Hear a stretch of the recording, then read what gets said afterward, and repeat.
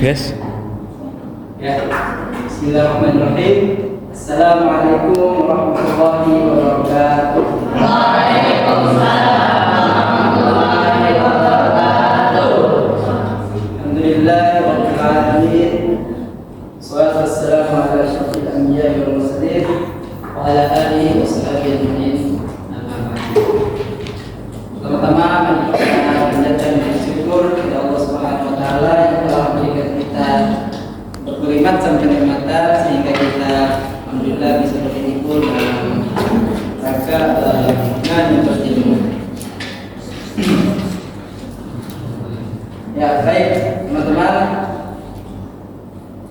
Ini dari mana aja nih? Dari Jakarta. Dari tadi ya. Sudah ada yang kenal saya belum? Sudah. Sudah ya? Siapa? Ya, pada kesempatan kali ini kita akan membahas tentang macam-macam air. Sebelumnya udah pernah belajar belum? Apa itu macam-macam air? Sudah. Ini ada di dalam kitab apa? Kitab Injil. Yes. Kitab fikih. Oke. Kita belajar tentang fikih. Di dalam fikih itu ada yang namanya bab air. Nah, apa saja macam-macam air ini? Air itu ada berapa? Nah, ada 3 atau 4? Hah?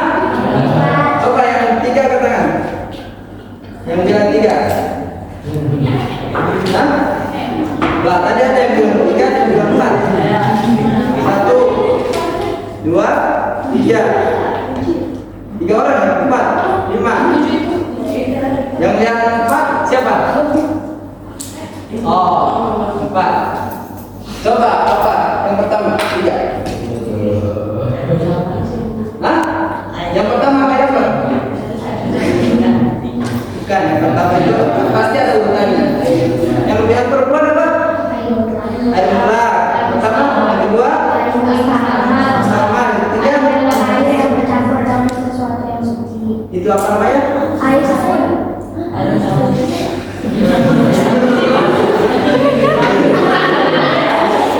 Air sabun itu air rusak. Sama yang keempat apa? Air najis. Jadi yang keempat ya. Tolong dicatat ya. Ada apa?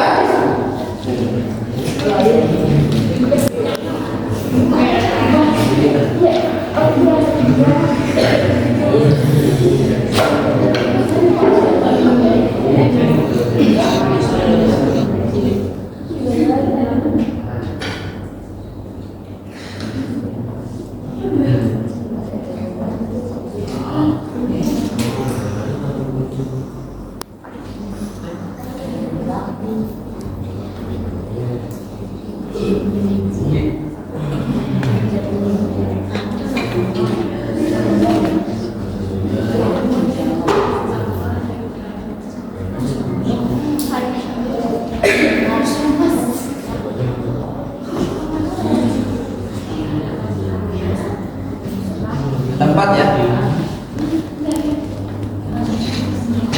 Ada yang tahu? Oh, saya dulu ya.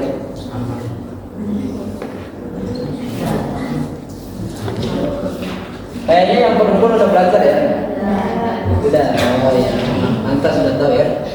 Soalnya di dalam Islam itu air itu penting karena itu yang mempengaruhi amal ibadah kita. Karena sholat itu harus pakai air. Ketika air itu tidak suci, maka tidak sah sholat kita. Ibadah itu harus dengan air ya. Udah catat semua.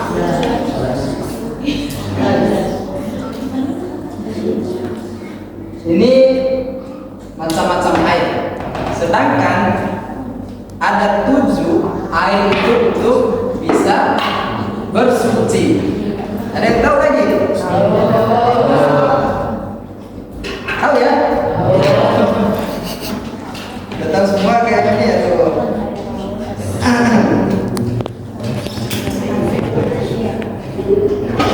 Kita akan bahas dulu pertama ini. Ada yang belum tulis?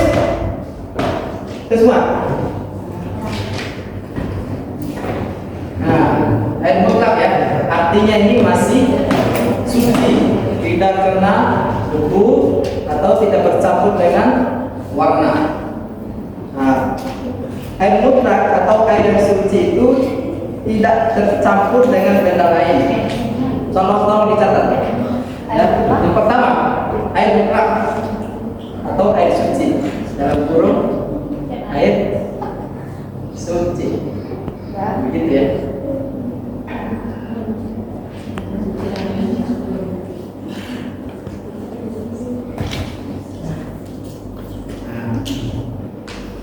Air yang suci, tulis di bawahnya tuh, tulis tulisan, udah tulis tuh. Air yang suci dan tidak tercampur dengan benda lain.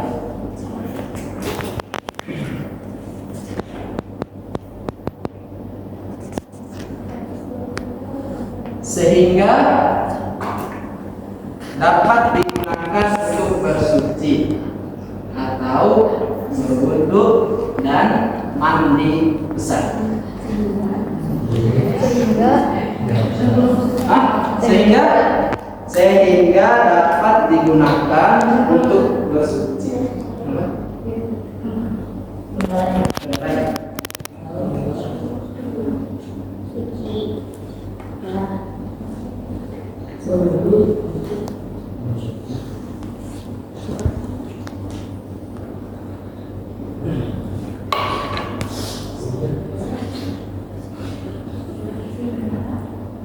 Sudah?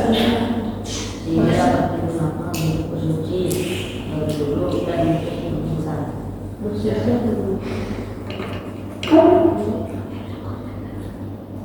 Contohnya, contoh air, contoh air mutlak ya. Contoh air mutlak itu ada tulisan ya. Nah, yang pertama ada air hujan, yang kedua air laut,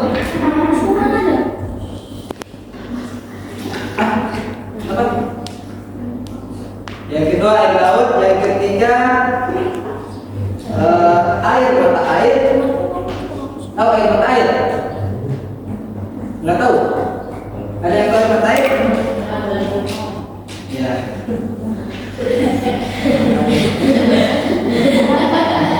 Air.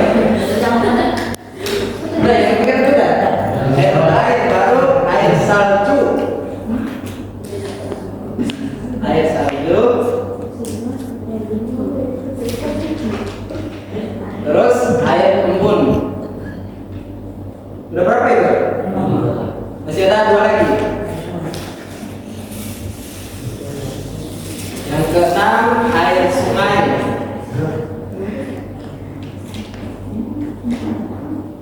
Yang terakhir air apa? Yang tahu? Hah? Air apa?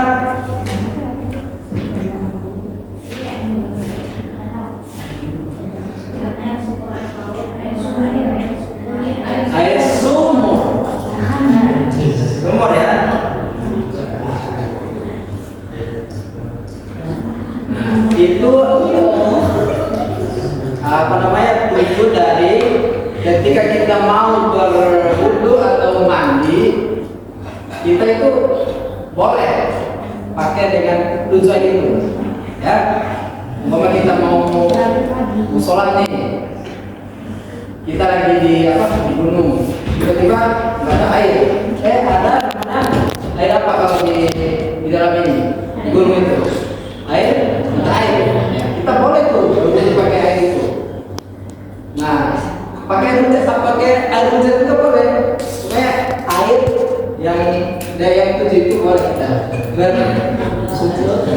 Boleh dong. Nah nanti pertanyaannya. Nanti boleh bertanya ya seputar macam-macam air. Ya.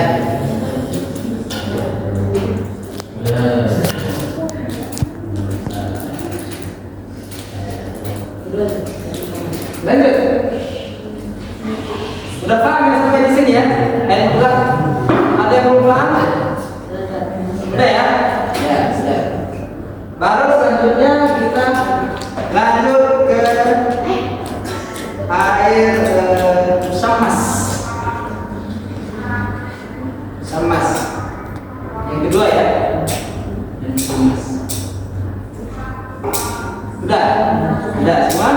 Yang pertama udah? Udah ya? Ya.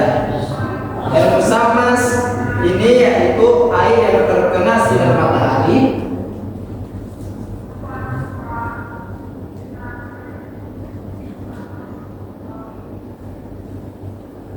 ya. Air yang terkena sinar matahari langsung atau terkena efek panas matahari.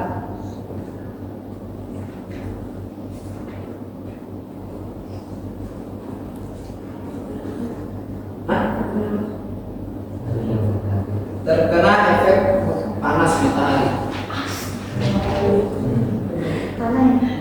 Enggak.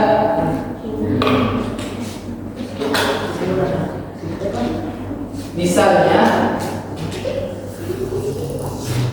air yang dipanaskan dalam wadah. Tulis kamu. Ada? Kamu udah tulis? Nah, kamu ikutin aja si teman bisa. Ya, kamu masuk. Ya. Tidak. Lanjut. Sampai mana tadi ya? Dalam wadah. Oke. Sip tadi udah. Lanjut. Air ini suci dan menyucikan.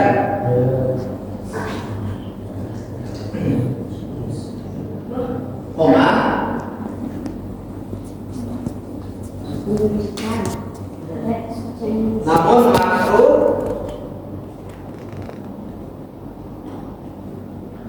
untuk digunakan bersuci. Makruh rasanya untuk digunakan bersuci. Jadi air ini boleh kita untuk berwudu atau mandi, cuma hukumnya makruh. Kenapa bisa makruh? Ada yang tahu? Karena panas. Jadi makruhnya ini untuk orang-orang yang ketika ada bengkak di di pantainya. Jadi dia umpama dia ada bengkak, ada bekas luka ya. Jadi dia berwudu pakai air itu akan menjadi makruh buat dia. Takutnya makin parah sakitnya itu. Paham kan? Nah, gimana perempuan paham kan? Oke. Ada yang bertanya? Apa? Ini contoh airnya kan makruh. Contoh airnya itu panas. Dia itu dalam keadaan panas. Itu mustakmal nanti masuknya.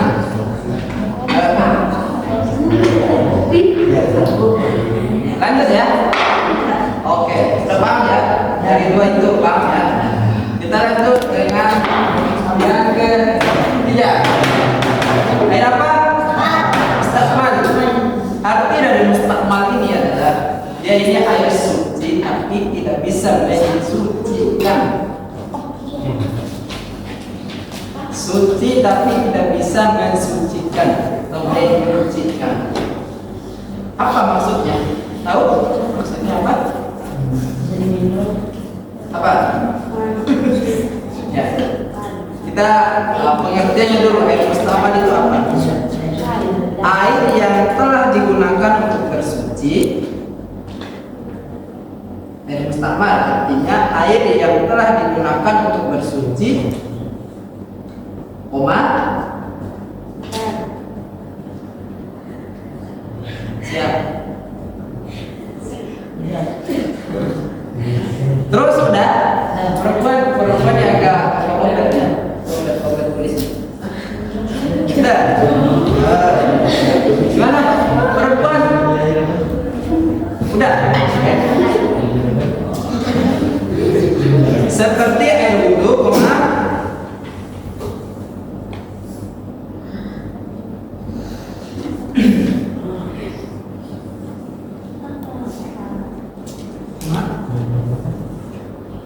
koma, atau air yang telah digunakan untuk membasuh tubuh. Titik. Jangan tulis titiknya, tinggal itu aja. Untuk apa tadi? Untuk membasuh tubuh. Titik. Untuk membasuh tubuh. Air ini suci. Lanjut. Air ini suci, koma, tetapi tidak menyucikan. Udah.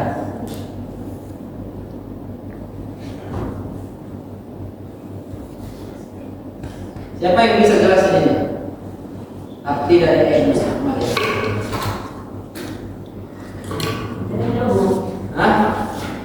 Coba diulang lagi apa asalnya? Coba bisa bilang air mustakmal itu apa artinya? Coba baca.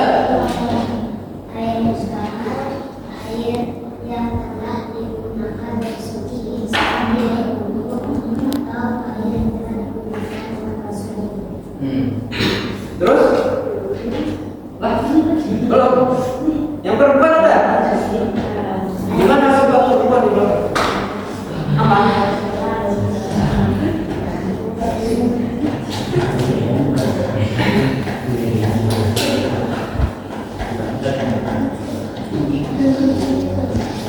Lanjut, apa tadi?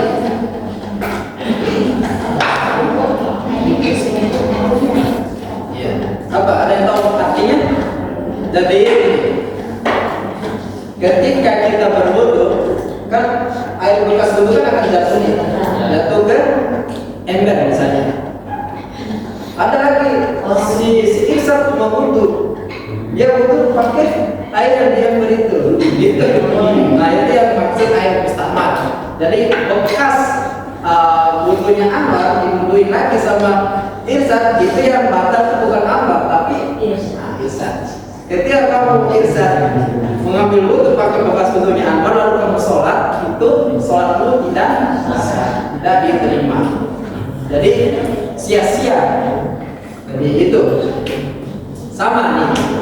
Ketika saya anggap kalian ini udah apa namanya puber semua ya, udah pernah apa namanya datang bulan oleh perempuan yang laki-laki mimpi lah. Ya. Jadi ketika kita mandi itu usahakan kalau yang punya sobat dulu ya tahu sobat kan? Iya, sobat. Ya kalau yang punya sobat ya apa-apa. Tapi kalau yang nggak punya sobat, usahakan mandi itu satu gayung. Apa? Apa sih? Iya, satu gayung. Sampai udah tahu mana itu belum? Udah tahu? Kamu belum tahu? Hah? Kamu belum tahu kan? Selama ini kamu kan udah tahu. Gampang gitu ya. Kalau prakteknya belum. Nanti praktek apa saya?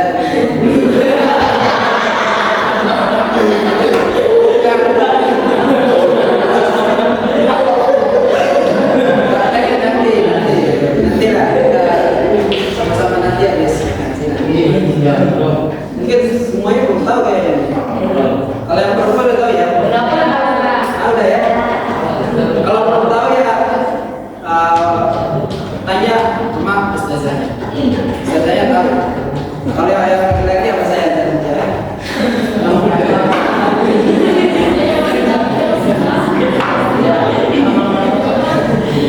Tapi ada yang nggak tahu. Jadi itu yang air pertama ya.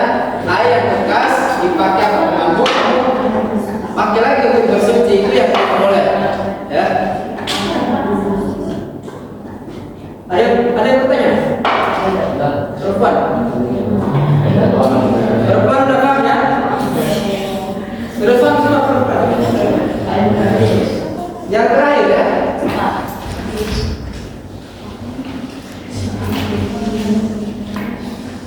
Terakhir air buatan najis. Buatan najis itu. Ini nih, buatan najis ya. Udah tulis semua. Ya, tulis ya. Air ini artinya air yang tercampur dengan najis. Mohon maaf ya. Atau dalam kurung kotoran. Kotoran apa kayak kan tahu kalian kotoran macam-macam kotorannya. Ya. Dan telah berubah sifatnya. Dan telah berubah sifatnya. Hah? Ya, berubah sifatnya.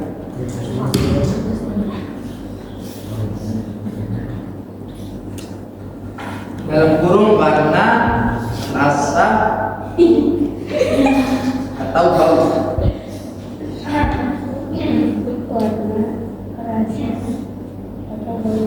Air ini tidak suci dan tidak menyucikan. Artinya air yang najis itu banyak ya. Maksudnya kopi juga kayak kopi itu najis. Najis kenapa? Berbodoh.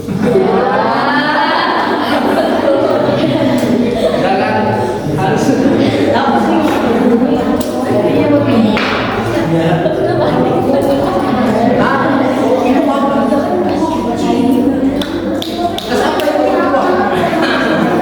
nah itu bukan, memang sebuah kopi itu najis buat bersuci ya, buat berwudu, tapi untuk minum boleh.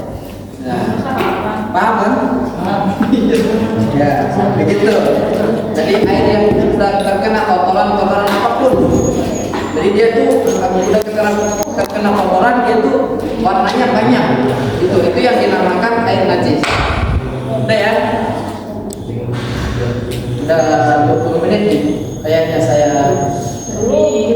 apa namanya? Mungkin cukup sekian ya dari saya. Mudah-mudahan bermanfaat untuk teman-teman, lebih daripada diri pribadi saya. Jangan lupa diamalkan ya, dipraktekin. Kalau nggak dipraktekin itu sia-sia. Lebih dan kurangnya saya mohon maaf. Assalamualaikum warahmatullahi wabarakatuh.